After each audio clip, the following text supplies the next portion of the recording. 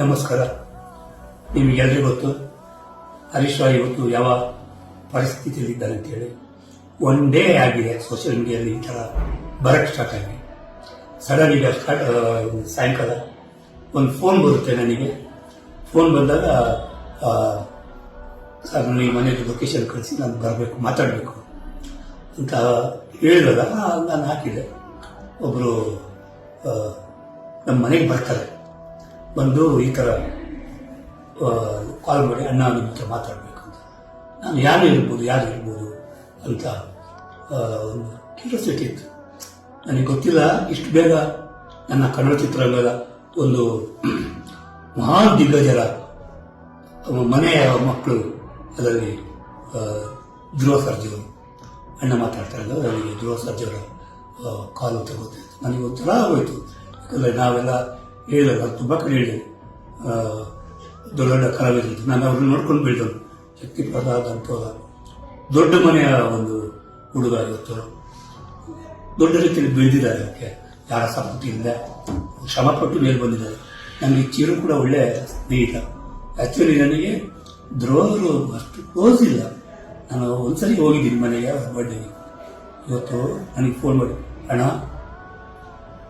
ಏನು ಹಾಸ್ಪಿಟ್ಲ್, ಯಾವ ಹಾಸ್ಪಿಟ್ಲು, ಎಲ್ಲರೂ ನೀವು ಕಣ್ಣೀರು ಹಾಕ್ಬಿಡಿ, ನಮ್ಮದು ಹಾಸ್ಪಿಟ್ಲ್ ಇದೆ ಬೇರೆ ಕಡೆ, ನಮ್ಮದೇ ಒಬ್ಬರು ಡಾಕ್ಟರ್ ಇದ್ದಾರೆ, ನೀವು ಅಲ್ಲಿ ಹೋಗಿ ಇವತ್ತಿಲ್ಲ ನಾಳೆ ಬೆಳಿಗ್ಗೆ ಹೋಗಿ ಅಡ್ಮಿಟ್ ಆಗಿ ಅದೇನಿದೆ ನಾನು ನೋಡ್ಕೊಳ್ತೀನಿ, ನೀವು ಸ್ವಲ್ಪ ಎಲ್ಲರೂ ಕೂಡ ಕಣ್ಣೀರು ಹಾಕಕ್ಕೆ ಹೋಗ್ಬೇಡಿ.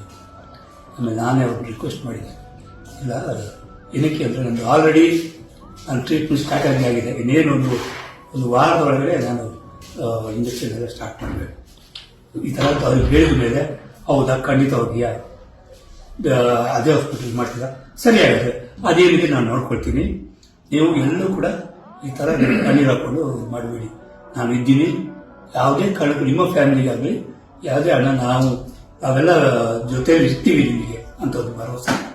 ಎಷ್ಟು ನೋಡಿ ನನ್ನ ಮುಖದಲ್ಲಿ ಎಷ್ಟೊಂದು ಖುಷಿ ಅಂದರೆ ನಾನು ನೆನೆಸ್ಕೊಂಡೇ ಇಲ್ಲ. ಈ ಥರ ಆದರೆ ನನಗೆ ಅಷ್ಟು ಕ್ಲೋಸ್ ಇಲ್ಲದೆ ಈ ಥರ ಸಡನ್ ಆಗಿ ಬಂದು ನಾನು ಇರ್ತೀನಿ ನಿಲ್ತೀನಿ ದೊಡ್ಡವರಿಗೆ ಎದುರ್ಕೋಬೇಡಿ ನೀವು ಅಂತ ಹೇಳಿದಾಗ ನನಗೆ ನಿಜವಾಗ್ಲೂ ಖುಷಿ ಆಗ್ತಿದೆ. ನಿಜವಾಗ್ಲೂ ಹೇಳ್ತೀನಿ, ನನ್ನ ಕನ್ನಡ ಕಲಾಭಿಮಾನಿಗಳಿದ್ದಾರೆ ನೋಡಿ, ಅವ್ರ ಎಲ್ಲರಿಗೂ ಅಷ್ಟೇ, ನಮ್ಮ ನಾಯಕ ನಟರೆಲ್ಲ ಒಳ್ಳೆಯವರೇ. ನಿಜವಾಗ್ಲೂ ನಾನು ನೋಡಿದವರು ನಾನು.